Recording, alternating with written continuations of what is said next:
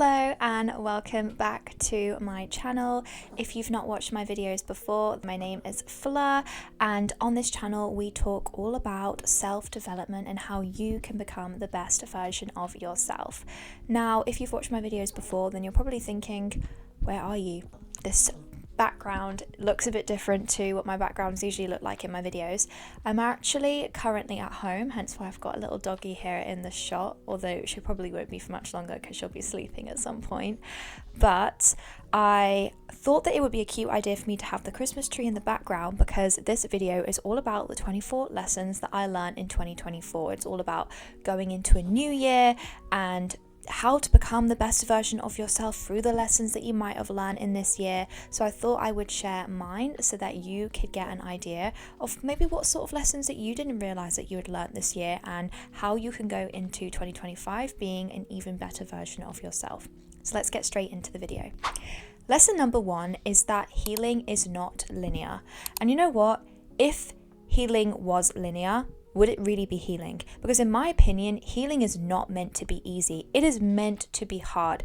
It is meant to be challenging. And if it was an easy thing, we wouldn't be able to see that progression, especially when it comes in relation to healing from trauma. You're going to have ups and you're going to have downs, but that's what makes healing beautiful. Lesson number 2 is that there is a difference between being alone and feeling alone.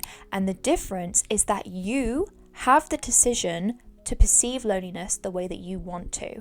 There are times where you will probably be around a lot of people in a massive friendship group, and you would have felt lonely even though you were around other people. But then when you were alone back at home, you actually felt more comfortable and more seen than when you were with those people. That just goes to show that you have the ability to feel loneliness even when you are around others. Once you've built the one connection that is more important than anything, and that being the connection with yourself, you have won. Number 3, and one of my favorite life lessons that I've learned in general, not just this year, is that you need to date yourself first before you date someone else. Please tell me, how else are you meant to become a better partner for your dream partner one day if you are not actively trying to better yourself? Because the only way you are going to actively better yourself when it comes to how you work in a relationship is by dating yourself. For example, I suffered really badly with anxious attachment in my previous relationship, and the only way I would ever get from being anxious to secure is by working on that. And part of working on that was to date myself and give myself the same amount of love and respect that I would give to someone that I love and respect. Because what went downhill in my previous relationship was the fact that I didn't have enough respect for myself, and I had more respect for my partner than I did for me, and that should never be the case. It should be at least equal. Because if you do not respect yourself more than your partner respects you, then you will let them get away with murder. You will let them get away with treating you badly, and you don't deserve that. So you have to set the standard and make sure that in a relationship you are showing that person how you treat yourself so that they treat you that way or even better. Number 4 is that you can never be too much or not enough for the right people.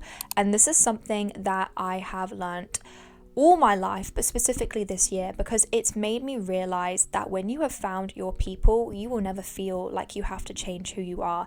And in a recent video I did with my best friend, actually, we had a whole discussion on friendship while we were making this gingerbread man, and we were just talking about how it is difficult to find the right people that aren't going to judge you and that are always going to be there for you and that are going to understand you and make you feel seen.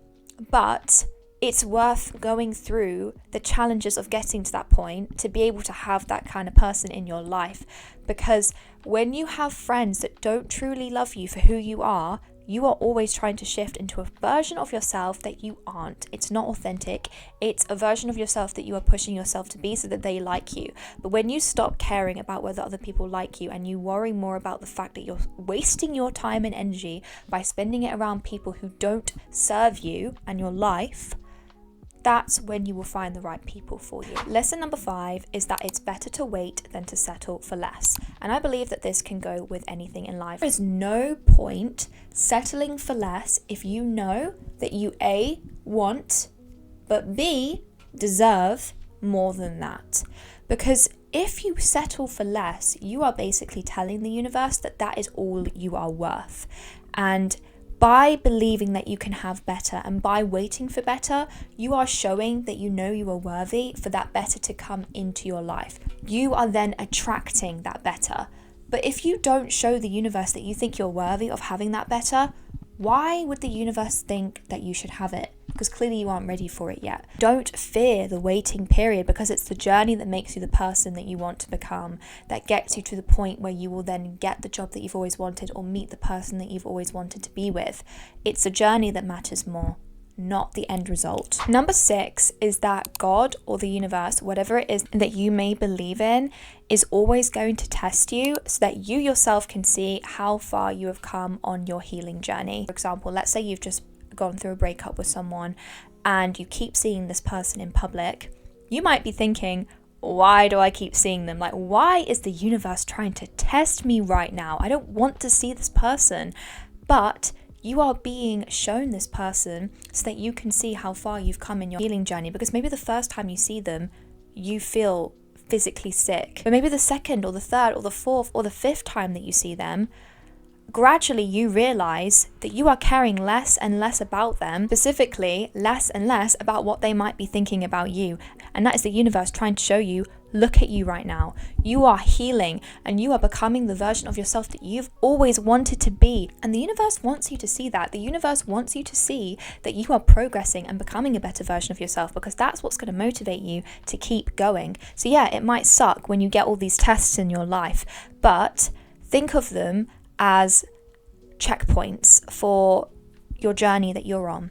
Think of them as checkpoints. Don't think of them as tests, because if you think of them like checkpoints and not tests, it will feel like the universe is on your side, because the universe is on your side. Number 7 is that failure and rejection is redirection, and that nothing that is meant to be in your life would ever exit it. And the things that are meant to find you will always find you at the right time and place. That if you are not meant for something, you will be rejected by it, you will fail at it, whatever it is. And you know what? Sometimes we fail at things that we just need to try again harder for. Let's say, for example, you have been studying for this exam and you've been wanting to get an A star or a 9 or whatever it is that you've been wanting to get, and you keep failing it, or you keep getting below the grade that you actually want to get.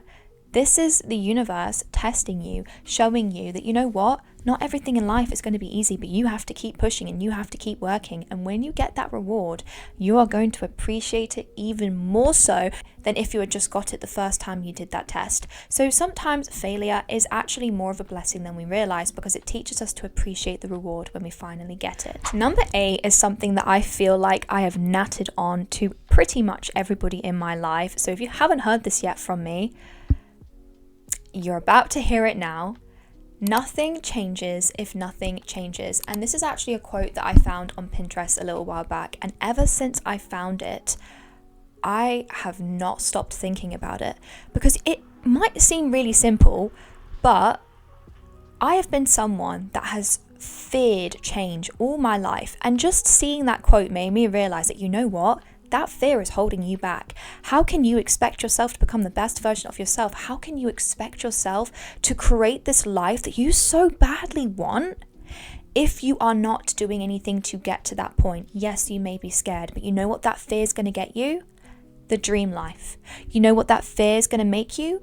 The dream version of yourself. So sometimes you do have to be scared, and sometimes you just have to live with that fear. It's a part of your life because it's meant to be there. And so yes, you might feel scared, you might feel this fear, but do it anyways. Feel the fear and you will get where you have always wanted to get to. Number 8 is that the only person who should ever have control in your life is you. And the only person who you should be going to for answers of all the questions that you want, like, where should I go for uni, or what should I study? Should I go to uni? Or is this the kind of job I want? Do I want to do a 9 to 5? Do I want to do this? Do I want to do that? What speaks to my soul is you.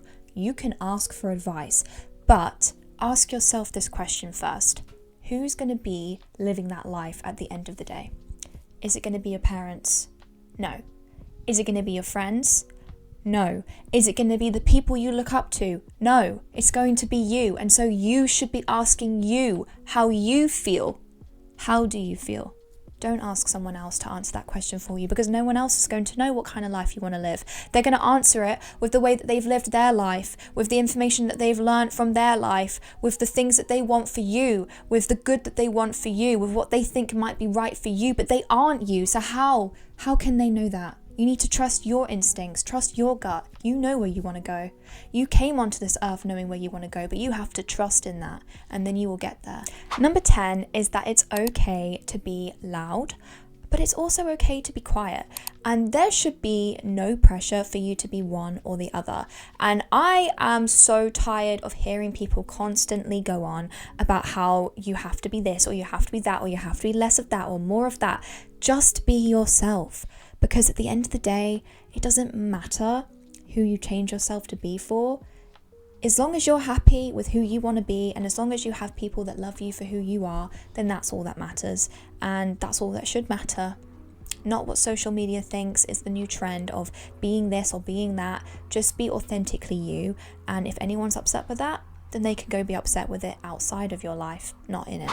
Number 11 is that you should make sure to be protective of the information that you share with other people and protect your energy. You need to treat the information that you have about yourself and about your life as if it's a secret, as if it's a special thing that needs protecting. Because if you just share it to anybody, you are practically saying, hey, here's my energy. Come and ruin it. You want to protect your energy. You need to protect the things that you want to share about your life to other people. Learn to trust people before you share what it is that you want to share with them, because then at least that you know that you can trust that that information is not going to be spewed around or distorted into ways that you don't want it to be distorted. Number 12, and one of my personal favorites, is that manifestation does work. Specifically, mood boards. Now, since 2023, I have been making mood boards, and it has generally been a life changer for me. I made one for 2024 for this year, and I had it up in my room for the entire year, specifically in my uni room, because that's where I was the majority of the year. And I literally lived 3/4 of what was on that mood board. I'll give you one example. I really wanted to be barricade for Taylor Swift. People thought it was impossible. They literally told me, you are reaching high. I had this picture on my mood board of Taylor Swift doing the heart, and I literally took that picture myself at Barricade. And that's not the only example I have. And you know what? I looked at my mood board every single day and I stared at it. I knew I was capable of reaching it. And that is manifesting. You need to know more about manifestation, or you don't really know that much about it, then I do actually have a whole video up on my channel relating manifestation, and I go into many different ways of manifesting. But specifically, I just think mood boards work for me because I'm a visual learner, and being a visual learner, when I see the life that I want right in front of me, whether it be my laptop screen, my phone screen, or on a wall in my room, I can visualize it. And when I visualize it and I can see that that's going to be my reality one day, I am more motivated to work towards it. But obviously it works differently for everybody, because you might not be a visual learner. But don't give up on your manifestations, because if you believe that you can get the life that you want to get, there is nothing holding you back from getting to that point. Number 13 is that you need to be less berating with yourself and treat yourself the way that you would a friend. Now, let's say a friend said that they were feeling insecure. Would you then insult them further so that they feel even worse about themselves? Or would you compliment them so that they can feel a little bit better? I'm pretty sure you would compliment them. And so what's the difference with yourself? Why is it that when you are having a bad day, you think that you instantly then need to be even worse to yourself? Be kind to yourself, love yourself, have compassion for yourself. Why are we so nice to other people and we people please for other people, but we can't do any of that for ourselves? At the end of the day, who is going to be with you from the moment you are born to the moment you die? Yourself. Who knows you inside and out more than anybody else in this world? Yourself. And so why are you prioritizing compassion and kindness for everyone else without giving any of it back to yourself? And trust me, when you give it to yourself, the kindness that you give out to other people will be even more genuine. Number 14 is that it's okay to have a bad day, and that if you have a bad day, there is definitely a good day around the corner. And something that I always think about is that every single time there is a storm in your life, there is also going to be a rainbow that comes and creates this beauty and this happiness and this joy that you have been searching for and waiting for through this dark cloud that has come over your life. And it's not easy to have bad days. Trust me, I know. It goes vice versa, because if you just had good days every day, you wouldn't be able to realize the importance of having the bad days. And if you only had bad days, you wouldn't be able to see what there is to life in those good days. So it's important to have a balance of both. That's what makes us who we are. Number 15 is that you shouldn't be romanticizing everything in your life. For example, let's say you are in a toxic relationship. Just because somebody does good things, that doesn't mean that they're a good person. If they are treating you badly, if they make you feel like shit 24/7, if they are not taking care of you with respect, that is what matters. Not the fact that they're buying you a gift to make it up for you the next day. Don't romanticize the good things that someone does for you if you know that they're not good for you, and if you know that at the end of the day, they are still treating you badly. That leads me on to number 16, which is romanticize the small things, because obviously it is important to romanticize things in life, but you have to have a balance of what it is that you are romanticizing. Don't romanticize things that really shouldn't be romanticized, but romanticize things like going to the gym or getting a coffee or studying, because those are the things in life that you do want to romanticize and that you do want to bring excitement into. But you just have to be very careful, because there is a fine line between what should be reality and what you should see as reality, and what you can fantasize and make up to be more exciting and fun in your head. Number 17 is to be more grounded. And this is something that I have been thinking a lot about this year, in the sense that if you don't spend time with nature, and if you don't ground yourself and just remind yourself that your feet are on the ground, that you are here surrounded by this nature, that you have the ability to make what it is that you want of your life, you won't ever be able to feel good about yourself and about the life that you are making. It segues pretty smoothly into me talking about how I'm working on a project right now with one of my YouTuber friends. Her name's Molly. If you haven't watched her videos or know about her channel, then I highly recommend that you check it out if you enjoy self-development videos and vlogs and anything like that. And we are currently working on a secret project that's coming out in January of 2025, and I am so excited to talk to you guys about it, but it is very related to how to be more grounded. And I think that this is something that people don't talk about enough, the importance of being grounded and the importance of making sure that you are mindful and that you take care of your mindfulness. And all of these things add up, because they make you feel relaxed, they make you feel calmer, they make you feel less stressed. And from somebody that really suffers badly from stress, it is very nice to just feel calm for once in my life. Number 18 is that you should never feel desperate for the life that it is that you want. Desperation will end up pushing away what it is that you are trying to achieve, what it is that you want so badly. Think of it this way: when you order a package, do you feel desperate about receiving it, or do you trust that the universe is going to have it arrive when it's meant to arrive? You trust that it's going to arrive. And so why is it any different with the things that we want in our life? You can only get what it is that you want if you trust that it's meant to come into your life at a certain time. The thing is that sometimes you want something to come into your life before you think you are ready for it. And you just don't know that, and the universe is trying to protect you by showing you, wait, you just have to just be patient, because you aren't ready to have this thing come into your life right now, but you will be eventually. And when it does come in, you will be thankful that you had that waiting period, because the waiting period makes you who you are, not what it is that you get at the end of it. Number 19 is that you will never stop learning, and that's a good thing.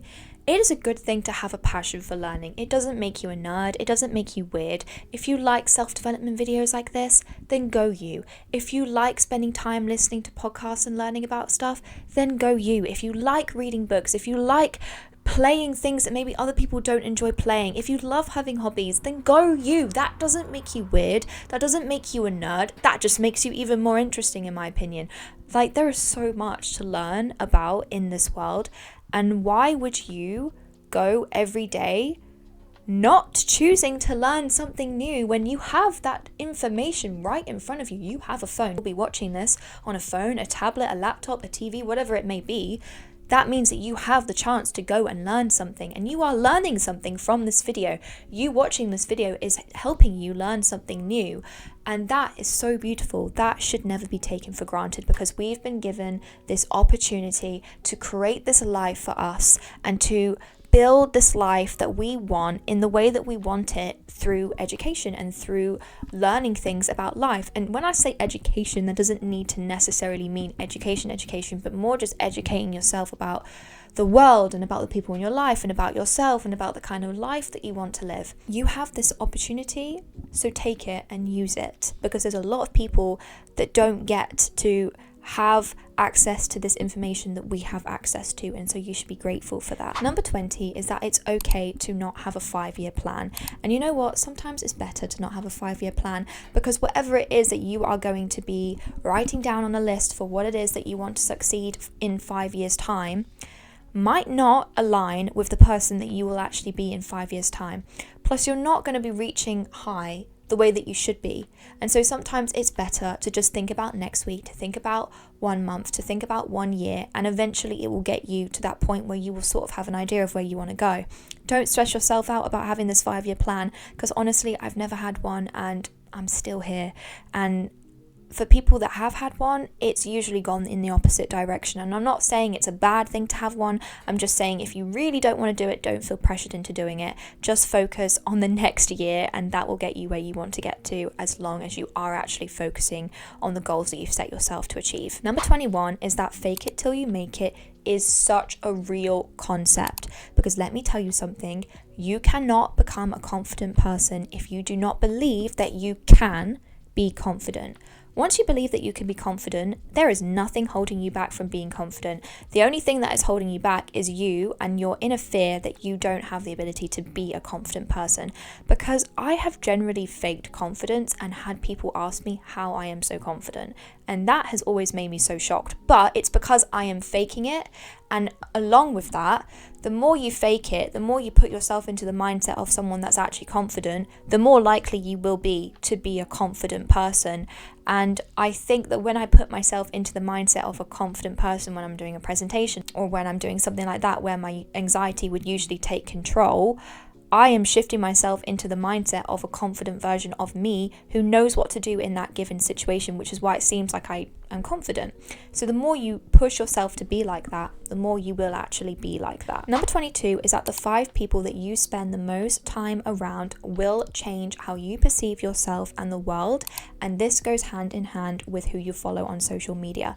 You need to create your following. You need to really think carefully about who is in your life, about who you look at on social media, at who you follow, at who inspires you, because this literally makes up the kind of person that you are. And if you do not believe me, then think about the 5 people that you are closest to in your life, and think about how it is that you see them perceive the world and themselves, and see if that has seeped into your life in any way.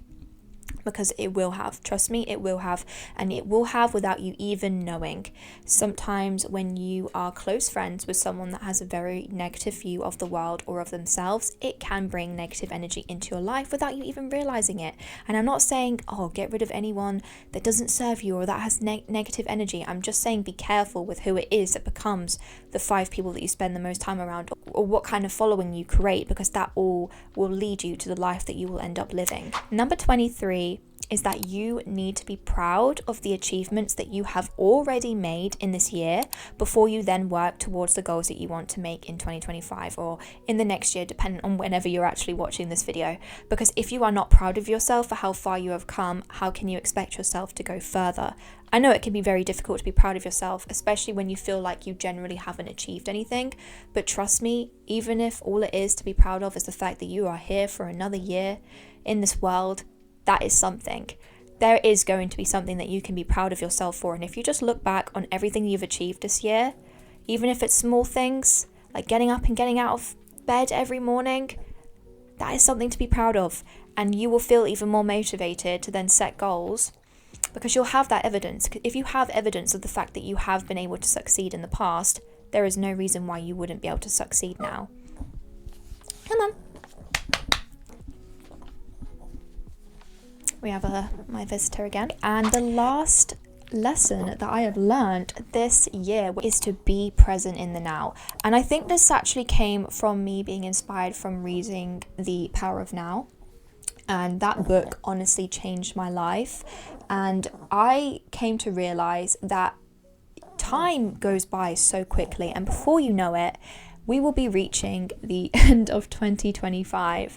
And I think that the only reason why, as children, it feels like the year is so long is because we're actually in the now. We're generally enjoying every moment for what it is. And as adults, we don't have that time to really relax and enjoy the now, because we're always worrying about something, whether it be the next day or the next week, or a project we have to work on, or an assignment, or something going on at work, or something going on at home. There's always something to worry about, and we don't have to worry about those things when we're a kid. And so of course, every moment feels magical, and every moment feels long in its own way.